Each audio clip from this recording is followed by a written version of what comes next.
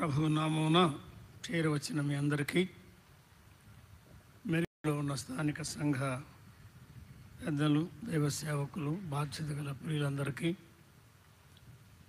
ఈ దినాలలో వాక్య పరిచర్య కొరకు ప్రత్యేకంగా ఆహ్వానింపబడిన బ్రదర్ శామ్యుల్ గారు, ఎబెనెజర్ గారులకు నా యొక్క ప్రేమ వందనాలు మొదటిగా తెలియచేస్తున్నాను. సహోదరి కూడా రావాల్సింది, కానీ కొన్ని పరిస్థితులను బట్టి రావడం సాధ్యం కాలేదు. ప్రభు చిత్తమైతే రేపు ఉదయకాలం గుంటూరు చేరుకొని ఇక్కడికి రాగలరు. ప్రార్థన చేయాలని ప్రభు నామమున మనవి చేస్తున్నా. ప్రభు నామానికి మహిమ కలుగును గాక. ప్రభునందున్న ప్రియమైన సహోదరి సహోదరులారా, వీళ్ళు శామ్యుల్ గారు మొట్టమొదట పరిశుద్ధతను గురించిన వర్తమానం అందించారని విన్నాను. నేను వినలేకపోయాను, క్షమించండి. అలాగే బ్రదర్ ఎబెనెజర్ మరి తిమోతి పత్రికలో అంశానికి సంబంధించిన ముఖ్యమైన విషయాలు, పరిచయ వాక్యాలు అందించారని అర్థమవుతున్నది. అది కూడా నేను వినలేకపోయాను, క్షమించండి. గత దినాల్లో కొన్ని స్థలాలకు వెళ్ళి రావడం, ప్రయాణాలు చేయడం, దానివల్ల సరైన నెమ్మది, విశ్రాంతి లేక దేహంలో కొంత బలహీనత ఉన్నది. ఈ ఉదయకాలం మీ మధ్య ఉండలేనని తలంచాం. కంటే మిఠా గారి పెద్ద కుమారుడు, వారి కుటుంబం కొన్ని సంవత్సరాల తర్వాత యూకే నుండి సికింద్రాబాద్ వచ్చారు. కానీ గోవాకు వెళ్ళి, నర్సాపూర్ వెళ్ళి ఈరోజు మధ్యాహ్నానికి వారి ఇంటి దగ్గర కలుసుకోవడానికి ఏర్పాటు జరిగింది. నేను అలా ఉంటే ఈరోజు మొత్తం పగట్లో ఉండడానికి వీలు కాకుండా పోయేది. అది నాకు ధర్మంగా కనబడలేదు. 2 దినాలే ఉండగా అందులో ఒక రోజు పూర్తిగా లేకపోతే న్యాయం కాదని ఆలోచించి ఆ కార్యక్రమాన్ని విరమించుకొని ఉదయం ప్రయాణమై రావడానికి ప్రభు సహాయం చేశాడు. దేవుని వాక్యాన్ని చదువుకొని మరికొంత సమయం మనం దేవుని వాక్యము జ్ఞాపకం చేసుకుందాం. మంచి నాస్తా, టిఫిన్ పెట్టినట్టున్నారు. కొంతమంది బాగా విశ్రాంతి తీసుకుంటున్నట్టు కనబడింది. దాన్ని బట్టి నాకు అర్థమైంది. విశ్రాంతి తీసుకునేవారు తీసుకోండి, అది చాలా మంచిది. బైబిలే చెప్తున్నది విశ్రాంతి మంచిదగుట అని. తిమోతి పత్రిక, మొదటి పత్రిక, మొదటి అధ్యాయములో 3-4 వచనాలు నేను చదువుతున్నాను. బహుశా మీరు విన్న విషయాలే మరలా వినవలసి వస్తే ఏం పర్వాలేదు. మన అవసరాన్ని బట్టి ప్రభు మరలా వాటిని అందిస్తున్నాడని మాత్రమే గ్రహించాలని నేను ముందుగా మనవి చేస్తున్నాను. పౌలు తిమోతికి వ్రాసిన మొదటి పత్రిక, మొదటి అధ్యాయం 3-4 వచనాలు. నేను మాసిదోనియకు ఉండగా సత్యమునకు భిన్నమైన బోధ చేయవద్దనియు, కల్పనా కథలను, మితములేని వంశావళులను, విశ్వాస సంబంధమైన దేవుని ఏర్పాటుతో కాక వివాదములతోనే సంబంధము కలిగి ఉన్నవి గనుక వాటిని లక్ష్య పెట్టవద్దనియు కొందరికి ఆజ్ఞాపించుటకు నీవు మనస్సులో నిలిచి ఉండవలనని నిన్ను హెచ్చరించిన ప్రకారం ఇప్పుడును హెచ్చరించుచున్నాను. తిరిగి 3వ అధ్యాయంలో 15-16 వచనాలు కూడా 2 వచనాలు చదువుకున్నాం. తిమోతి 3వ అధ్యాయం 15-16 వచనాలు. అయినను నేను ఆలస్యము చేసిన ఎడల దేవుని మందిరములో, అనగా జీవము గల దేవుని సంఘములో జనులు ఎలాగూ ప్రవర్తింపవలెనో అది నీకు తెలియవలనని, లేక నీవు వారికి తెలియచేయవలనని ఈ సంగతులను నేను వ్రాయుచున్నాను. ఆ సంఘము సత్యమునకు స్తంభమును ఆధారమునై ఉన్నది. నిరాక్షేపముగా దైవ భక్తిని గూర్చిన మర్మము గొప్పదై ఉన్నది. ఆయన సశరీరుడుగా ప్రత్యక్షుడయ్యను, ఆత్మ విషయమున నీతిపరుడని తీర్పు నొందెను, దేవదూతలకు కనబడెను, రక్షకుడని జనములలో ప్రకటింపబడెను, లోకమందు నమ్మబడెను, ఆరోహణుడై తేజోమయుడయ్యను. చదవబడిన ఈ 2 అధ్యాయాల్లో ఉన్న 4 వచనాలు చేరువచ్చిన మనందరి ఆత్మల క్షేమార్థమై ప్రభువే దీవించునుగాక. ప్రభునందున్న ప్రియమైన సహోదరి సహోదరులారా, దాదాపుగా 1966-67 ప్రారంభించి 3 సంవత్సరాలు మీ దగ్గరలో ఉన్న గుంటూరులో ఏసీ కాలేజీలో నేను చదువుకున్న దినాల్లో బైబిల్ అంతటిలో నాకు ఎక్కువ దీవెనకరంగా ఉన్న పత్రికలు తిమోతి మొదటి పత్రిక, 2వ పత్రిక. అప్పటిలో చదవడం మాత్రమే జరిగింది. తర్వాత ధ్యానిస్తూ ఉండగా ప్రభువు చిన్న చిన్నగా కొన్ని విషయాలు నేర్పిస్తూ వచ్చాడు. గోదావరిలో తణుకు దగ్గర తేతలి, అక్కడ మా తల్లిదండ్రులు ఉండేవారు. నేను కూడా చాలా వరకు అక్కడే ప్రారంభం చేశాను. అక్కడే ప్రభు దర్శించి నన్ను రక్షణలోనికి నడిపించాడు. ఆ సంఘములో వాక్య పరిచర్యకు నన్ను 67 నుండి ఆహ్వానించి ప్రోత్సహించారు. దానిలో తిమోతి పత్రికల్లో నుండి కొన్ని సంగతులు ప్రభు నాకు నేర్పించి వాటిని అందించడానికి సహాయం చేశాడు. మంచిది.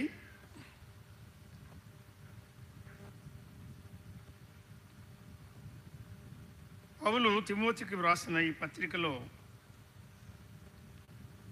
నేను మాసిదోనియకు వెళ్ళుచుండగా అని ప్రారంభిస్తూ, నీవు ఎఫెస్సులో నిలిచి ఉండవలను అని నిన్ను హెచ్చరించిన ప్రకారం ఇప్పుడు నువ్వు హెచ్చరించుచున్నాను అన్నాడు. కనుక సంఘ సేవ, సంఘం దాని ప్రారంభం, సంఘం దాని స్థిరత, సంఘం దాని విస్తరణ, ఇవన్నీ ఎఫెస్సులో ఉన్న తిమోతికి పౌలు దేవుని ఆత్మ ప్రేరేపణతో వ్రాస్తూ, నీవు తెలుసుకోవాలి నంబర్ 1, ఆ సంఘానికి నీవు తెలియచేయాలి నంబర్ 2 అని చెప్పాడు. మరి ఈ మీటింగ్స్కి ముందుగానే ఏర్పాటైందో లేదో నాకు తెలియదు, కానీ ఈ కుడివైపున తిమోతి మొదటి పత్రికలో ఉన్న వచనం తీసుకున్నారు, ఆ ఎడం వైపున తిమోతి 2వ పత్రికలో ఉన్న వచనం తీసుకున్నారు. ఈ 2 పత్రికలలో ఉన్న వర్తమానం మన భక్తి జీవితానికి, సేవా జీవితానికి చాలా ప్రోత్సాహకరమైనది. ఎన్నిసార్లు చదివినా, ఎన్నిసార్లు ధ్యానించినా, ఒకవేళ అవసరాన్ని బట్టి, అనుకూలతను బట్టి ఎన్నిసార్లు దాన్ని అందించినా ఇంకా ఆ పత్రికలలో ఉన్న సత్యాలు నాకు చాలా దీవెనకరంగా ఉన్నవని మీ ఎదుట నేను సాక్ష్యమిస్తున్నాను. మీ మధ్యకు రావడానికి పాడుతూ రాలేదు, క్షమించండి. ప్రభు తన ఆత్మ అందించినట్లుగా, నడిపించినట్లుగా మనం ముందుకు సాగుదాం. ఈ ఉదయకాలం ఎఫెస్సులో సంఘం ఎలా ఏర్పడింది, ఎఫెస్సులో సేవ ఎలా జరిగింది, ఎఫెస్సు అనే ఆ పట్టణంలో జరిగిన సేవలో ఎవరెవరిని ప్రభు వాడుకున్నాడు, అంటే ఎవరెవరు పాలివారుగా ఉన్నారు, ప్రయాసపడ్డారు, మనము త్వరగా జ్ఞాపకం చేసుకుందాం. దీనికి సహాయకరంగా ఇక్కడే ఆయన చెప్పిన ప్రకారం, నేను మాసిదోనియకు వెళ్ళుచుండగా నీవు ఎఫెస్సులో నిలిచి ఉండవలెనని హెచ్చరిస్తున్నాను. అంటే ఎఫెస్సులో సేవ చేసినవాడు దైవజనుడు పౌలు. ఆయన చాలా అనుభవం కలిగిన వాడు, పెద్దవాడు, అనుభవం కలిగిన వాడు. యవనుడైన తిమోతికి వ్రాస్తూ, నేను వెళ్ళిపోతూ సంఘాన్ని నీకు అప్పగించి వెళ్ళాను, నీవు సంఘాన్ని విడిచిపెట్టి అటు ఇటు తిరగద్దు, దానివల్ల సంఘం కట్టబడదు, సంఘం మేలు పొందదు. గనుక ఇంగ్లీష్లో ఏమంటారంటే అబాయిడ్ ఇన్ ఎఫెసస్, ఆ సంఘములో ఎఫెస్లో నీవు నిలిచి ఉండాలి, సంఘాన్ని విడిచిపెట్టవద్దు అని ఆయన హెచ్చరిస్తున్నాడు. ఆయన సేవలో వాడబడ్డాడని మనకు అర్థమవుతున్నది. రండి, అపోస్తలుల కార్యముల గ్రంథం 18వ అధ్యాయం 18, 19, 20 ఈ 3 అధ్యాయాల్లో ఎఫెసు అనే పట్టణములో జరిగిన సేవ వివరాలు ప్రభు తన ఆత్మ ద్వారా అందిస్తున్నాడు. డాక్టర్ లూక్, వైద్యుడు, ప్రియుడైన సువార్థికుడైన లూకా వాటిని మన కొరకు భద్రపరిచాడు. 3 అధ్యాయాలు తర్వాత చదువుకోండి, ఇప్పుడు కాదు. 18వ అధ్యాయంలో 19వ వచనం ఎవరైనా చదవగలరా సహోదరులు? అమ్మ, మీరు చదువుతున్నారా? మీరు విశ్రాంతి తీసుకోండి, బ్రదర్స్ చదువుతారు. ఓకే. వారు ఎఫెస్కు వచ్చినప్పుడు అన్నాడు. చాలు ముక్కలే మనం చదువుకోవలసింది. పూర్తిగా చదవాలంటే, అవన్నీ వివరించాలంటే సమయం కాదు. I'm trying to cover a large area within these 2 days. అంటే ఈ 2 దినాలలో, రేపు అంతా పెద్ద లెక్క కాదు, ఎక్కువ భాగాన్ని సూచ్యప్రాయంగా మీ ఎదుట ఉంచాలని నేను ఆశిస్తున్నాను. ఎఫెసుకు వచ్చినప్పుడు అన్నాడు. అపోస్తలుల కార్యముల గ్రంథం 15 వరకు ఒక రకమైన చరిత్ర చెప్పాడు, ఆసియాలో జరిగిన సేవ. 16లో ప్రారంభించి ఐరోపాకు పరిశుద్ధాత్మ వారిని నడిపించడం. 11 16లో ఫిలిప్పై అనే పట్టణంలో రోమన్ కాలనీలో జరిగిన సేవ, అక్కడ ప్రారంభమైన సంఘాన్ని గురించి రాశారు. 17వ అధ్యాయంలో తెస్సలోనికలో జరిగిన సేవ, తర్వాత బెరయలో జరిగిన సేవ, తర్వాత ఏథెన్స్లో జరిగిన సేవ చెప్పాడు. తర్వాత 18వ అధ్యాయం కోరుకు వచ్చారు.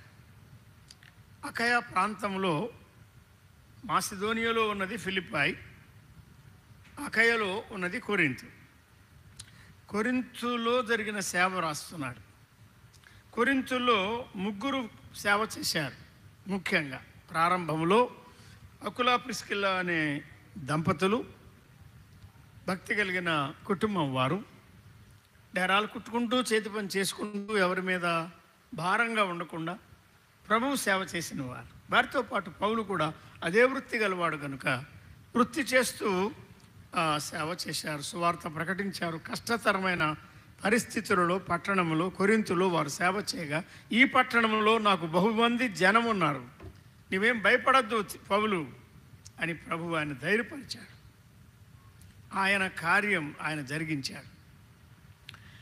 కొరింథులో నేను నాటి తిని అని రాస్తున్నాడు. అందుకే ఆయన నాటిన వాడు పౌలు, సువార్త విత్తనాలు.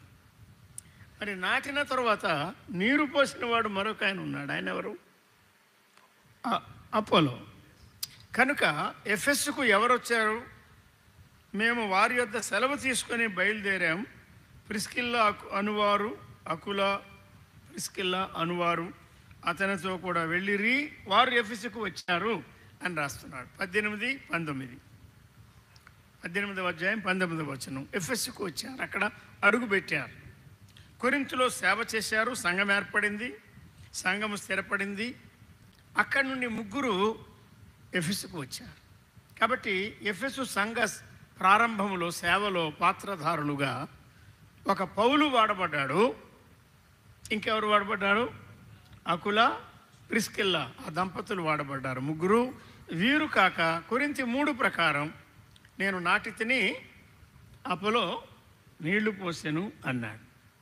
లేఖనాల్లో ప్రవీణుడు అపోల్లో కూడా అక్కడ వాడబడ్డాడు. 18వ అధ్యాయంలోనే 24 నుండి 28 వరకు ఉన్న వచనాలు, ఆ చిన్న పేరాలో ఆయన ఎఫెసుకు వెళ్ళి చేసిన వాక్య పరిచర్య వ్రాయబడింది. యోహాను బాప్తిసం మాత్రమే ఎరిగినవాడు. అంటే అప్పటిలో అపోల్లోకు దేవుని వాక్యములో లిమిటెడ్ నాలెడ్జ్ ఉన్నది, లిమిటెడ్ లైట్, కొంతవరకే వెలుగు కలిగింది, అన్ని తేటగా తెలియవు. కానీ అకుల ప్రిస్కిల్లా అనువారు ఇంటికి ఆహ్వానించి ఒక గొప్ప బోధకునికి వాక్యం నేర్పించారు. సిస్టర్స్ మినిస్ట్రీ, ఫ్యామిలీస్ చేయగలిగిన మినిస్ట్రీ. ఈ దినాల్లో కొంతమంది తప్పుడు వ్రాతలు వ్రాస్తున్నారు, జాగ్రత్తగా ఉండండి. కొన్ని సంవత్సరాలుగా ప్రపంచమంతట్లో ఉన్న బ్రదరన్ అసెంబ్లీస్ నమ్మి పాటిస్తున్న సత్యాలే మనం కూడా పాటిస్తూ వచ్చాం. ఫాక్స్ గారి దినాల నుండి, అగ్రిప్ గారి దినాలు, ఎస్ ప్రభుదాస్ గారు, ఎస్ దానందం గారి దినాల నుండి కూడా కొత్త సంగతులేం కాదు. కానీ నేర్చుకున్న వాటికి, మనము పాటించే వాటికి భిన్నమైన వ్రాతలు, భిన్నమైన బోధలు వస్తున్న దినాలు. జాగ్రత్త కలిగి ఉందాం. వాటిని గురించి మనం చింతించనక్కర్లేదు. ప్రభు ఆత్మ ద్వారా తన కార్యాన్ని ఆయన సంఘాలను సహోదరులు ఎక్కడ నడిపించకూడదు. సహోదరులు ఎంత వరంగలవారైనా వారు స్తుతులు చెల్లించడం కానీ, సంఘములో ప్రార్థనలు నడిపించడం కానీ, పాటలు నడిపించడం కానీ ఇటువంటివి జరగకూడదు. మేము వాటికి సమ్మతించము. కానీ సహోదరుల మధ్య సహోదరులు సేవ చేయడానికి, నేను చదివిన బైబిలు 60 సంవత్సరాల పైగా నేను చదువుతున్నాను, నమ్ముతున్నాను. నాకు ఎక్కడ ఒక్క వచనం, ఒక్క ఆధారం కూడా దొరకలేదండి. ఎవరైనా ఉంటే చూపించండి, నేను నేర్చుకోవడానికి సిద్ధమే. భిన్నమైన బోధలు వద్దు. ఎవరి లెక్క వారు చెప్పుకుంటారు, నా లెక్క నేను చెప్పుకోవడానికి నేను జాగ్రత్త పడాలంతే. కనుక ఆయన ఏం చెప్తున్నాడంటే, ఒక సహోదరిని ఇంటిలో ఆయన ఉపయోగించాడు. దేనికి? ఆ ఇంటిలో ప్రిస్కిల్లా అపోల్లో అనే గొప్ప బోధకునికి నేర్పించిన వాక్య సత్యము ద్వారా కలిగిన ఫలితం ఏమిటి అంటే, అపోల్లో ఎక్కడికి వెళ్ళినా అప్పటి నుండి దేవుని మార్గము పూర్తిగా ఎరిగిన వాడుగా ఆయన పరిచర్య చేస్తున్నాడు. దేవుని వాక్యాన్ని సంఘాల్లో కానీ, మనం ఉండే స్థానిక సంఘాల్లో, సభలలో కానీ అందించేవారు తెలిసి తెలియని వారుగా కాక, తెలిసిన వాటిని మాత్రమే అందించేవారుగా ఉండాలి. ఒక సత్యం ప్రభు నేర్పి ఇప్పటికి 4 ఎఫెసు సంఘములో సేవ చేసినట్టు అని అర్థమవుతున్నది కదా. పౌలు, అకుల, ప్రిస్కిల్లా, అపోల్లో 4. ఈ 4 కాక వారు అక్కడ ఉండగానే కొరింథుకు వచ్చినటువంటి తిమోతిని గురించి రాస్తున్నాడు. వారు కలిసి ప్రయాణాలు చేసినట్టు తర్వాత రాశాడు. 18వ అధ్యాయం 5వ వచనంలో ఆ మాట ఉన్నది. శీలయు తిమోతియు మాసిదోనియ నుండి వచ్చినప్పుడు పౌలు వాక్యము బోధించుటేందు ఆతురత గలవాడై యేసే క్రీస్తు అని యూదులకు దృఢముగా సాక్ష్యమిస్తున్నాడు అన్నాడు. అపోల్లో కొరింథులో ఉండగా ఆయన ఎఫెసులో కూడా పనిచేశాడు. తర్వాత ఏం చెప్తున్నాడంటే, పౌలు పై ప్రదేశంలో సంచరించి 19వ అధ్యాయం 1వ వచనంలో 18లో ఒక మాట చదివాం కదా, ఎఫెసుకు వచ్చారని. అక్కడ ప్రారంభమైంది, అయ్యా దగ్గర ఇంకా కొంతకాలం ఉండండి, వాక్యం చెప్పండి అని వారు కోరుకున్నారు. కానీ పౌలు ఏం చెప్పాడంటే, దేవుని చిత్తమైతే మరలా వస్తాను, బట్ నాట్ నౌ అని వెళ్ళిపోయాడు. ఆయన మళ్ళా వచ్చాడు, ఎఫెసుకు వచ్చాడు. ఎఫెసులో ఆయన పరిచర్య ఇంకా విశేషంగా జరిగించాడు. 19, 20 అధ్యాయాల్లో ఆ వివరాలు ఉన్నాయి. ఎఫెసు పట్టణం ఎటువంటిది అంటే, విగ్రహారాధనతో నిండిన పట్టణం. ఎఫెసు పట్టణం మాంత్రిక విద్యతో నిండిన పట్టణం. అటువంటి పట్టణములో సువార్త ప్రకటింపబడింది, ఫలించింది.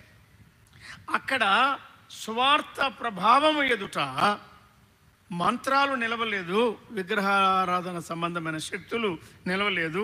ఆ ఎఫెసు మహాపట్నంలో అర్తెమీదేవి మహాదేవి అని పెద్ద నమ్మిక ఉండేది. 2 గంటల సేపు వారు కేకలు వేశారు ఆ మాట చెప్పడానికి. కర్ణం గారు ఉండి, ఎందుకయ్యా ఇంత అల్లరి చేస్తున్నారు, ఇదేమీ అవసరం లేదు, క్రమమైన సభలు ఉన్నాయి, వాటిలో ఏదైనా పరిష్కారం అవుతుంది అని చెప్పి ఆయన సభను ముగించాడు అన్నాడు. కాబట్టి ఎఫెసులో సువార్త ఎలా ఉన్నది, ఎలా జరిగింది అంటే, కొంతకాలమైన తర్వాత పౌలు కొంతమందిని ప్రత్యేకపరచుకొని తురన్ను అనేవాని పాఠశాలలో ఆయన బైబిల్ స్టడీస్ అందించినట్టుగా చేశాడు. బైబిల్ క్లాసులు అని అసలు అవేమి అప్పట్లో లేవు, కానీ పరిచర్య జరిగింది అక్కడ. నాకు ఇష్టమైనటువంటి ఒక 2 మాటలు నేను జ్ఞాపకం చేయాలని ఆశిస్తున్నాను. 17 చదవండి, 19, 17 చదవాలా? ఈ సంగతి ఎఫెసులో కాపురం ఉన్న సమస్తమైన యూదులకు గ్రీసు దేశస్థులకు తెలియ, వారికి అందరికీ భయము కలిగెను అని రాస్తున్నాడు. విన్నారా? ఇది ఏ భయం? దైవ భయం. అసలు తిమోతి పత్రికలో దైవ భయము, దైవ భక్తిని గురించి ఎక్కువగా రాస్తున్నాడు.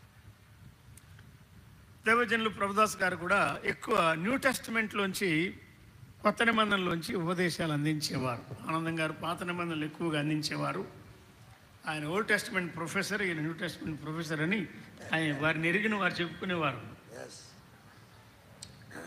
క్రొత్త నిబంధనలో నుండే అన్ని సంవత్సరాలు వారు ఎక్కువగా, అప్పుడప్పుడు పాత నిబంధనలో కూడా తీసుకునేవారు. కానీ భక్తిని గురించి, భక్తి జీవితాన్ని గురించి ఆయన సంఘాలకు బోధించేవారు, నేర్పించారు.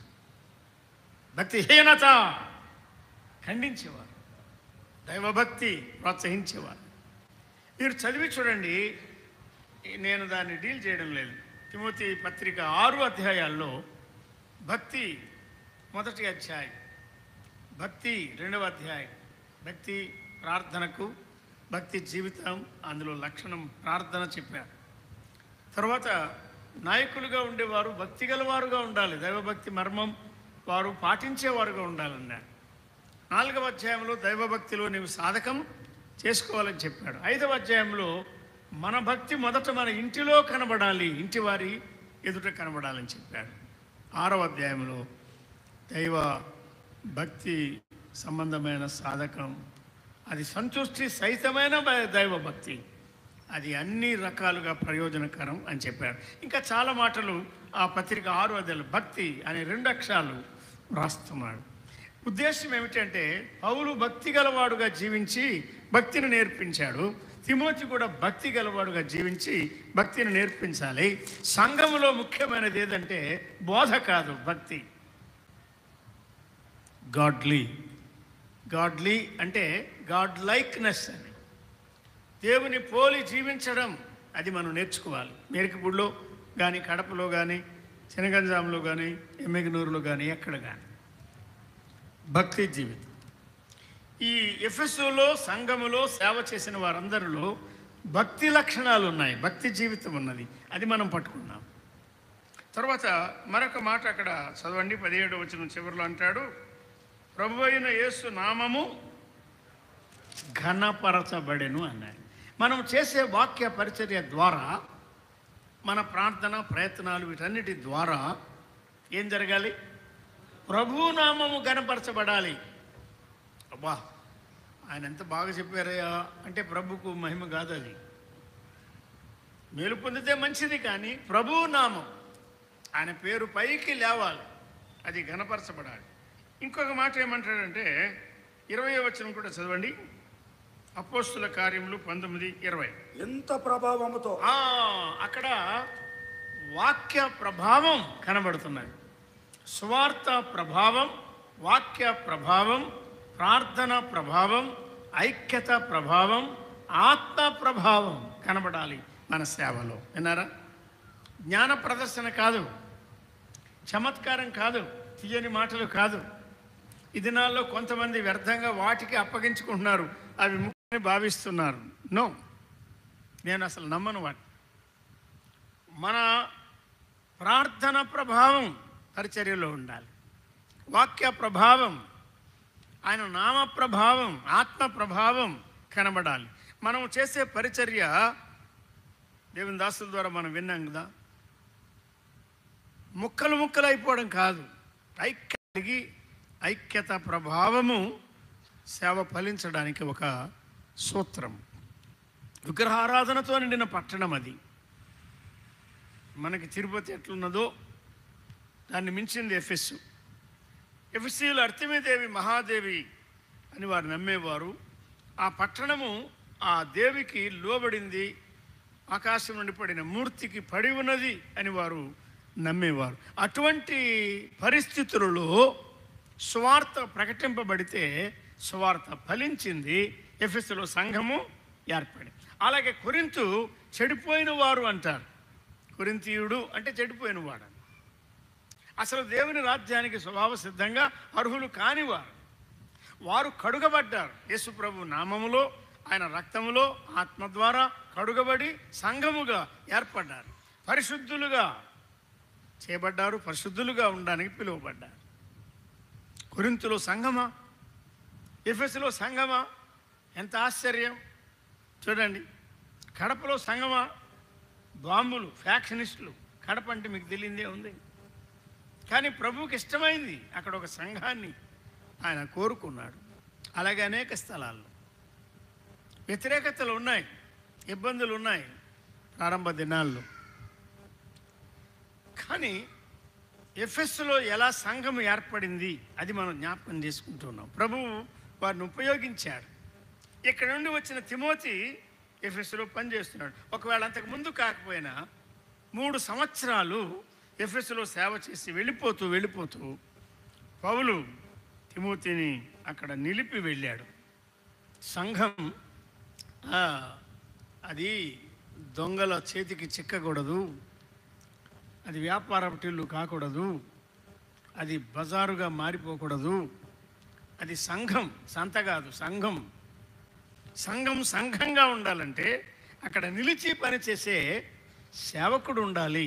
అది పౌలు యొక్క అభిప్రాయం. అపోస్టాలిక్ మినిస్ట్రీ అంటారు.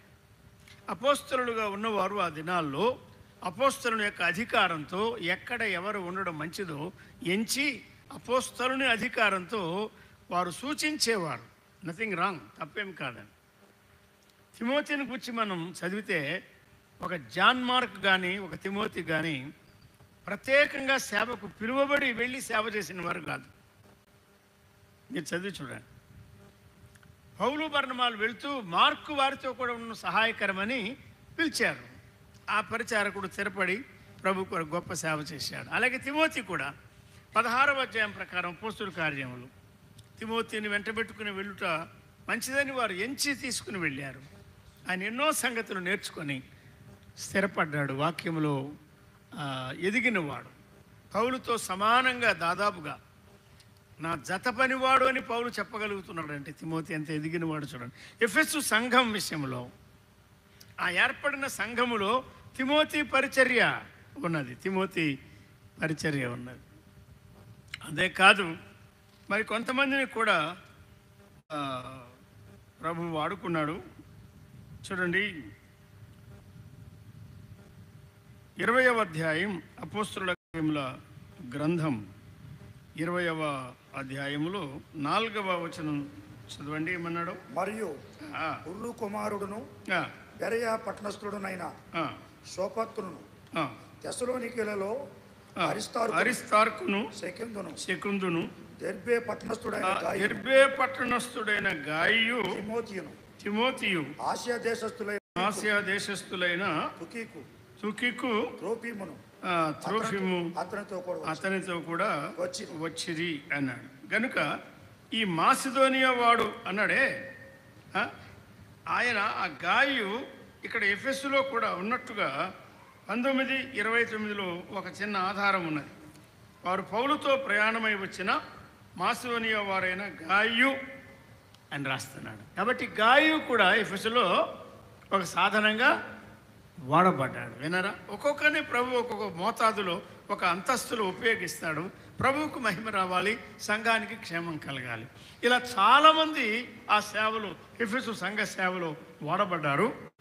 వారి దాదాపుగా చివరి వాడు వృద్ధుడైన యోహాను.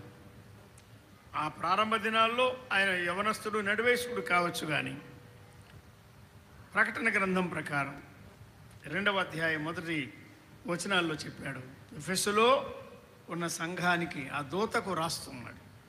యోహాను ఎఫెసు సంఘములో చివరిగా సేవ చేశాడని, వృద్ధుడై ఆయన ఎక్కువ మాట్లాడలేక ఒకరి ఎడల ఒకరు ప్రేమ కలిగి ఉండండి, లవ్ వన్ అనదర్, ఈ ఒక్క మాట చెప్పి వెళ్ళిపోయేవాడు అని ఆయన తీసుకుని వచ్చి కూర్చోబెడితే వాక్యం చెప్పి ఇంతే ముఖ్యంగా. కానీ ఆ మాట ఎంతో శక్తివంతంగా విన్నవారిలో పనిచేసేది అని ప్రతీతి ఉన్నది, ఆ నానుడి ఒకటి ఉన్నది. కనుక ఎఫెసు సంఘములో 4, 5, 6, 7 అంతకన్నా ఎక్కువగా వారు వాడబడ్డారు, వారు సేవ చేశారు. 20వ అధ్యాయంలో మనం నిలిచి కొంత ధ్యానించాలి, కానీ దాటిపోదాం. ఆయన ఏం చెప్తున్నాడో ఒక మాట 31 చదవండి. 20వ అధ్యాయం 31. కావున నేను 3 సంవత్సరములు రాత్రి పగళ్ళు. 3 సంవత్సరాలు. తెస్సలోనికలో ఎంతకాలం ఉన్నాడు? 3 వారాలే కదా, జస్ట్ 3 వీక్స్. కానీ ఎఫెసులో 3 సంవత్సరాలు. ఒక సంవత్సరం అంతా నిలిచి సేవ చేశారు పౌలు బర్నబాలు. ఎక్కడ? అంత్యోక్యలో జస్ట్ 1 ఇయర్ రెగ్యులర్గా కంటిన్యూస్గా మానకుండా సంవత్సరం సేవ చేశారు. మేరకిపుళ్ళు ఎవరైనా 2 సేవకులు సంవత్సరం అంతా విడవకుండా మానకుండా ఉంటే, మరి మీకు ఇంత అనుభవం ఉన్నది, దానితో పాటు సంవత్సరం ఇద్దరుండి మీకు వాక్యం అందిస్తే ఏమవుతుంది? సంఘం బలపడుతుంది కదా, ఇంకా ఆత్మలో ఎదగడానికి వీలున్నాడు. అటువంటి పరిచర్య పొందిన సంఘం ఎఫెసు సంఘం. విన్నారా? ఇంతమందిని ప్రభు ఉపయోగించారు. తర్వాత ఇప్పుడు మనము అందులోనే ఫేజ్ 2 మరొక భాగానికి వెళ్దాం. ఎఫెసీ పత్రికకు రండి. పౌలు ఎక్కడ సేవ చేశాడు? నిద్రపోతున్న వారు చెప్పాలా? పునుకేసుకున్నవారు చెప్పగలరా? ఇంతవరకు మనం విన్నది ఏమిటి? పౌలు ఎఫెస్సులో సేవ చేశాడు, సంఘం ఏర్పడి కదా. మరి ఎఫెసీ పత్రిక అంటే ఎవరికి రాయబడింది? ఎఫెస్సులో ఉన్న వారికి రాయబడింది కదా. ఇది సార్వత్రిక కోణములో రాయబడిన పత్రిక అంటారు. ఎఫెసీయులు అంటే ఎటువంటి వారు? విగ్రహారాధన ఉన్నది, మాంత్రిక విద్య ఉన్నది, ఇంకా రకరకాల నమ్మకాలు ఉన్నాయి, అల్లరి ఉన్నది అని మనం అపోస్తుల కార్యం 18, 19, 20 అధ్యాయాల ప్రకారం చూసాం. కుట్ర చేసే యూదులు ఉన్నారు అని అక్కడ కూడా చెప్పాడు. కానీ దైవజనుడు వినయమైన భావంతో ప్రభు నమ్మి ప్రభు మీద ఆధారపడి సేవలో చక్కగా సాగిపోయాడు, అధైర్యపడకుండా. ఎఫెసీ పత్రిక ప్రకారం ఎఫెసీయులు అంటే ఎటువంటి వారంటే 2వ అధ్యాయంలో ఆయన చెప్పాడు, దైవోగ్రతకు పాత్రులు అని రాస్తున్నాడు కదా. 2వ అధ్యాయం ప్రకారం పాపముల చేత అపరాధముల చేత చచ్చినవారు, వారిని ప్రభు బ్రతికించాడు, క్రీస్తుతో కూడా లేపినట్టుగా ఆయన చెప్తున్నాడు. ఎఫెసీయులు ఎటువంటి వారు? 2వ అధ్యాయం ప్రకారం 11లో అన్నాడు, మునుపు అన్నాడు. ఎటువంటి వారు? సున్నతి లేనివారు, ఇశ్రాయేలుతో సహపౌరులు కానివారు, పరదేశులు, స్వజనులు కాదు, వాగ్దానం లేనివారు, నిబంధనలు లేనివారు, పరజనులు, నిరీక్షణ లేనివారు, దేవుడు లేని నిర్దేవులు. That was their state. ఎఫెసీయులు అటువంటి వారు. అటువంటి ప్రజల మధ్య సువార్త ఫలించింది. దేవుని వాక్య ప్రభావం అనేక ఆత్మలు రక్షించబడగా సంఘం అక్కడ ఏర్పడింది. పౌలు అవసరం అయ్యాడు. ఎవరికి అనుకూలత ఉంటే వారితో కలిసి 3 సంవత్సరాలు ఆయన సేవ చేసినట్టుగా మనం గమనిస్తున్నాం. మునుపు దూరస్తులు అని చెప్పాడు కదా. 3వ అధ్యాయంలో వారిని గురించిన వివరాలు ఎక్కువ లేవు. 4వ అధ్యాయానికి వస్తే వారు ఎటువంటి వారు 17వ వచనం ప్రారంభించి 32 వరకు చాలా విషయాలు చెప్పాడు. సమస్తమైన ద్వేషము, కోపము, క్రోధము, అల్లరి, దూషణ, సకలమైన దుష్టత్వంతో కూడిన పట్టణం అది. అందులో నుండి ప్రభువు కొంతమందిని తన కొరకు ప్రత్యేకించుకున్నాడు, సెపరేటెడ్. తన నామ ఘనత కొరకు వారు ప్రార్థించి ఆరాధించేవారుగా, ప్రభువును ప్రేమించి సేవించేవారుగా ఉండాలని ఆయన కోరుకున్నాడు. పౌలును, అకుల, ప్రిస్కిల్లా, అపొల్లో, తిమోతి, గాయు, యోహాను వంటి వారిని ఆయన సాధనాలుగా అక్కడ ఉపయోగించాడు. పౌలు మాసిదోనియా నుండి వెళ్ళిపోతుండగా, నేను వెళ్ళిపోతున్నాను కానీ నీవు సంఘాన్ని విడిచిపెట్టవద్దు అని తిమోతిని ఆయన హెచ్చరిస్తూ వచ్చినట్టుగా అక్కడ మనం చూస్తున్నాం. అబద్ధాలు బాగా దండిగా ఉండేవి. ఎఫెసీలు మనలో ఉన్నట్టే దొంగతనం ఉండేది. ఇంకా అనేక రకమైనటువంటి దుర్భాషలు వారిలో ఉండేవి. అట్టివారిని ప్రభువు దర్శించాడు, రక్షించాడు. ఎఫెస్సులో ఏం ఏర్పడింది? సంఘం ఏర్పడింది. ఏనారా? ఇన్స్టిట్యూషన్ కాదు. ఈ రోజుల్లో కొంతమంది సేవకులు ఇన్స్టిట్యూషన్లు ప్రారంభించాలని ప్రయత్నాలు చేస్తున్నారు. సంఘం కట్టండి. సంస్థలు కాదు, సామ్రాజ్యాలు కాదు, ముఠాలు కాదు, గుంపులు కాదు, కులాలు కాదు. చాలా హీనమైన విషయాలే. సంఘం కట్టాలి. ఎక్కడికి వెళ్ళినా సంఘం కట్టాలి. మంచిది. ఎఫెసులో సంఘము ఏర్పడినట్టుగా మనం చూస్తున్నాం. నిష్ఫలమైన అంధకార క్రియలు, అవమానకరమైన రహస్య కార్యాలు చేసేవారు సచ్చే పీపుల్. మన వంటి పాపాత్ములే వారు. కొరింథులో వారు ఎట్లనో, ఎఫెసులో వారు అట్లనే. కానీ అక్కడ సంఘం కట్టబడింది. ఆ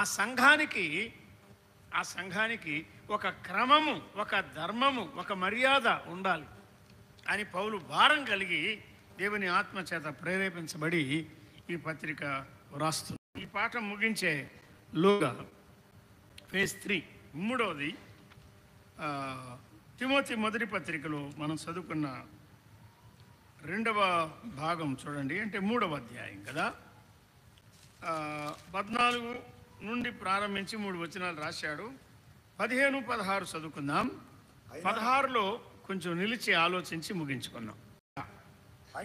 అయినను అంటే త్వరగా రావాలని నేను ఆశిస్తున్నాను అన్నాడు. నేను రాత్రి బయలుదేరి ఉదయానికే నేను ఇక్కడ ఉండాలని అనుకున్నాను, కానీ వీలు కాలేదు. అయినా కొంత విరమించుకోవడం ద్వారా ఈరోజు నా అనుకూలతను బట్టి మీటింగ్ సమయానికి రాలేకుండా పోయాను అనే ఆ నష్టము నేను మీకు కలిగించకుండా ప్రభు తెచ్చాడు. పౌలు ఏమంటాడంటే, కొన్నిసార్లు ఆలస్యం అనుకోకుండా జరుగుతుంది. నేను ఆలస్యమైనా కావచ్చు, కానీ విన్నారా, the urgency of this message. వర్తమానికుడు రావడం ఆలస్యమైన వర్తమానం ఆలస్యం కాకూడదు, అది చెప్తున్నాడు. సంఘాన్ని గురించిన వర్తమానం. ఏ వర్తమానం అది? అదే చెప్పాడు అక్కడ. నేను ఆలస్యము చేసినా దేవుని మందిరం ఆలస్యము కాకుండా నువ్వు తెలుసుకోవాల్సిన విషయం జీవము గల దేవుని సంఘాన్ని గురించిన విషయం అని ఆయన చెప్తున్నాడు. దేవుని దాసులు వివరించే ఉంటారు. మనం ముందుకు సాగిపోదాం. ఆ సంఘము సత్యమునకు స్తంభము, ఆధారము అన్నాడు. ఇక్కడ ఎందుకు చెప్తున్నాడు అంటే ఈ మాట, ఎఫెసు పట్టణం యొక్క బ్యాక్గ్రౌండ్ అంటారే, నేపథ్యం. ఆ పట్టణములో అర్తెమీదేవి పేరట ఒక పెద్ద దేవతాలయం ఉండేది అంటారు. డయానా పేరట ఒక దేవతాలయం. ఆ దేవతాలయానికి 126 స్తంభాలు ఉన్నాయి.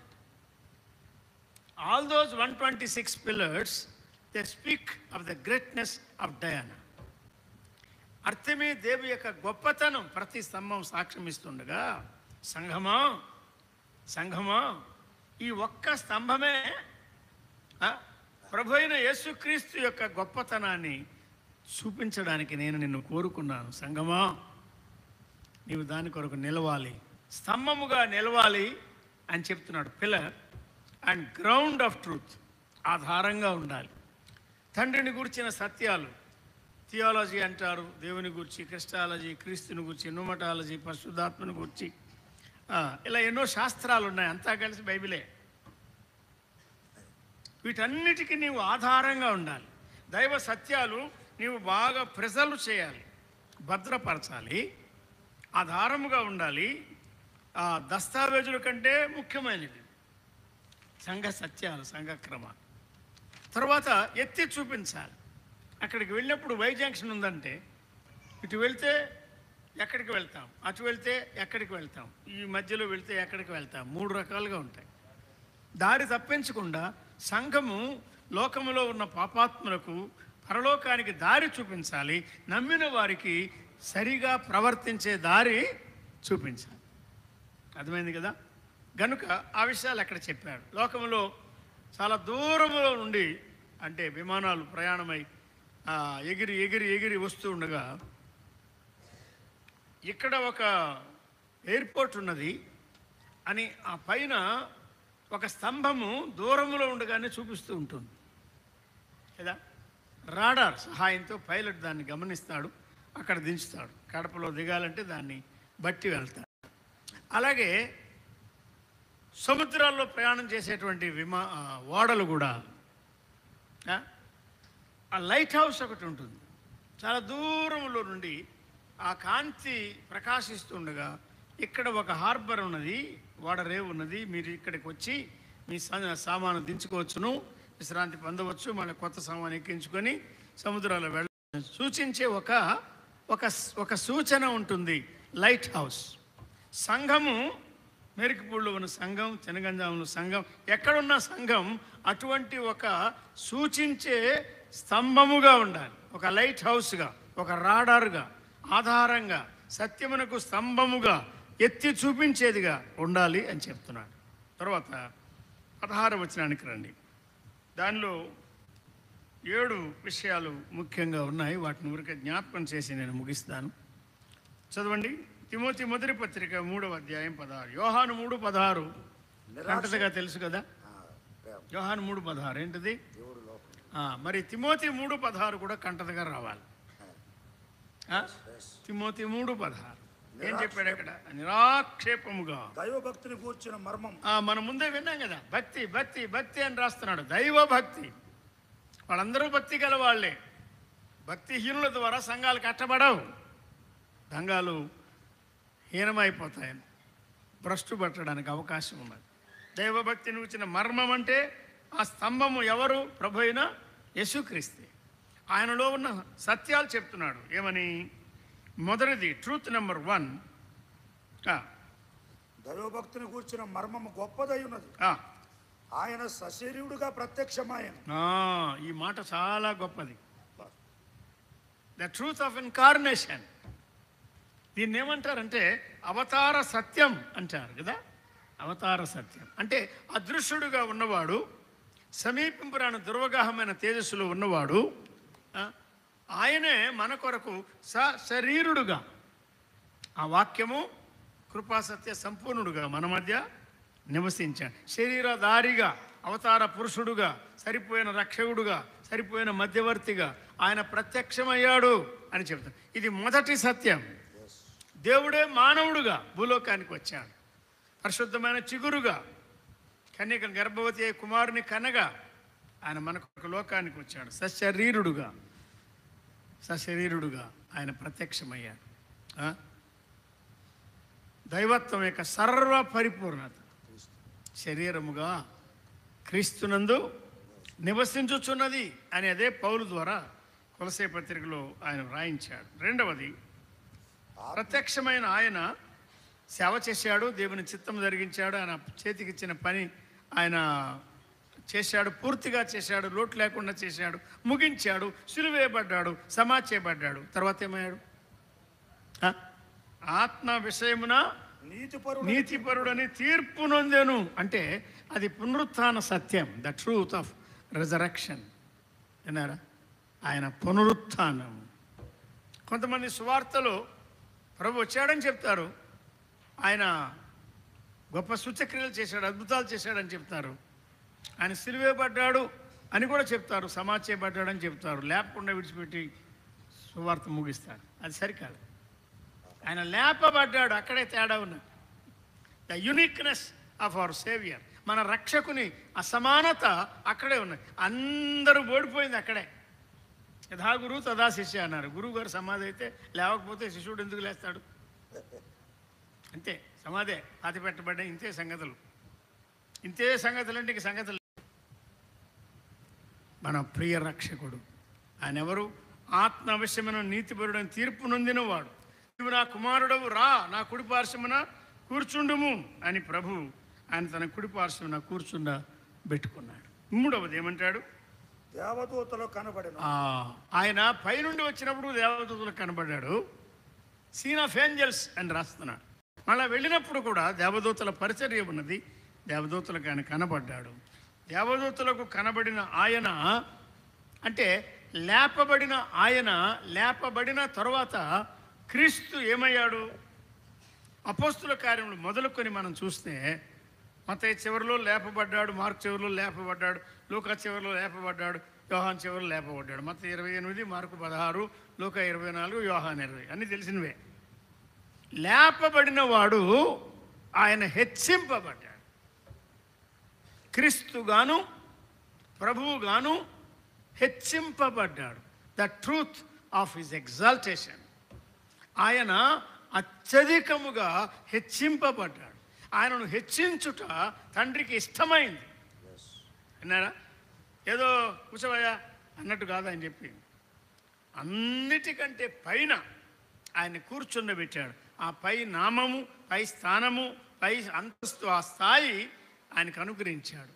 కనుక మన పరిచర్యలో కూడా మీరు మొదటి వర్తమానం చదివారా? అపోస్తలుల కార్యం 2లో మొదటి వర్తమానంలో కూడా అపోస్తలులు ఏం ప్రకటించారు?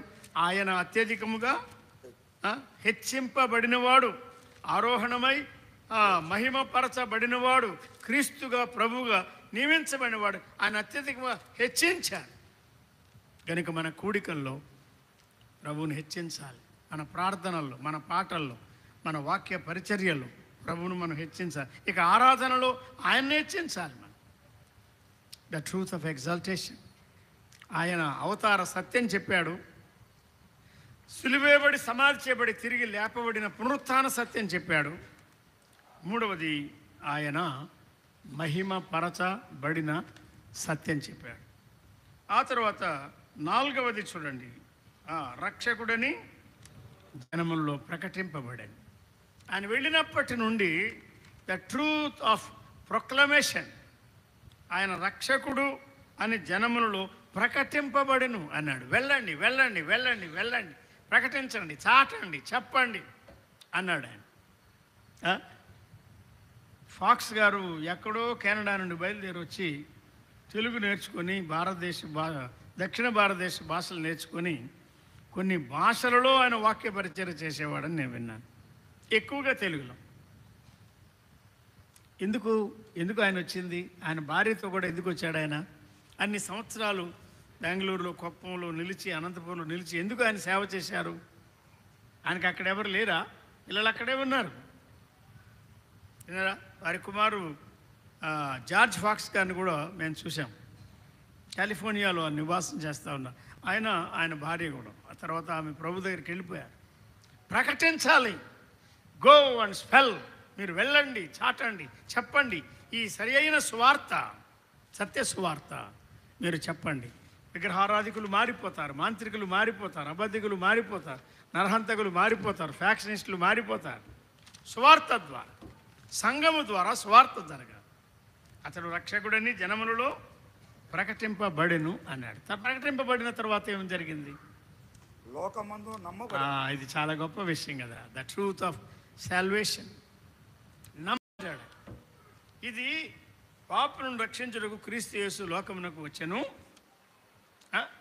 అనువాక్యము నమ్మదగినది అంటున్నాడు. ఆకాశవాణి వార్తలన్నీ నమ్మదగినవి కాదు. లోకంలో ఎన్నో ప్రకటనలు ఉన్నాయి, అవన్నీ నమ్మదగినవి కాదు. వ్యాపార ప్రకటనలు ఉంటాయి, చాలా ఉంటాయి. కానీ ఇది నమ్మదగిన సువార్త, నమ్మదగిన సువార్త. నమ్మబడేను. ఆధారం ఆసియాలో, ఐరోపాలు, ఆఫ్రికాలో, అమెరికాలో, 2 రకాల అమెరికాలో, పైన కింద కూడా, కెనడాలో, అన్నిట్లో నమ్మబడినది, నమ్మదగిన సువార్త. ప్రభువు స్తోత్రం. తర్వాత ఏం చెప్పాడు చూడండి. ఆరోహణుడై ఆయన తేజోమయుడయ్యను అన్నాడు. 5 విషయాలు మనం విన్నాం.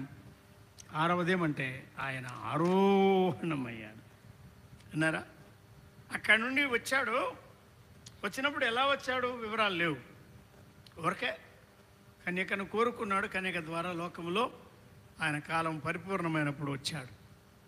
కానీ వెళ్ళినప్పుడు మహాకాశముల గుండా దాటి వెళ్ళిపోయాడు. వాటన్నిటికంటే పైన ఆయన ఆరోహణుడై అని చెప్పాడు. The truth of his ascension. ఆయన ఆరోహణ సత్యం. ఆయన అభిషిక్తుడు. ఒకసారి చెప్పండి సంఘానికి. ఆయన ఆరోహణుడు. ఒకసారి చెప్పండి. ఆయన హెచ్చింపబడవలసిన వాడు. ఒకసారి చెప్పండి. సంఘానికి వివరంగా మనం నేర్పించాలి. ఆరోహణుడై వెళ్ళాడు అంటే అర్థం ఏమిటంటే, 7వది అక్కడ రాయబడలేదు, కానీ ఆరోహణుడయ్యాడు అంటే అక్కడే మిగిలిపోడు ఆయన, అక్కడే ఉండడు ఆయన. ఆయన కోరుకున్న సంఘం ఉన్నది భూలోకములో, భూమి మీద. కనుక మనలను కొనిపోవడానికి ఆయన మరలా తిరిగి రాబోతున్నాడు. Finally the truth of his manifestation, revelation అంటారు. బైబిల్లో చివరి పుస్తకం ఏది? ప్రకటన. అంటే ప్రకటన అంటే అర్థం ఏంటంటే సంఘంలో ఆదివారం ప్రకటనలు చేస్తారే అవి కాదు, వివాహ ప్రకటనలు కాదు.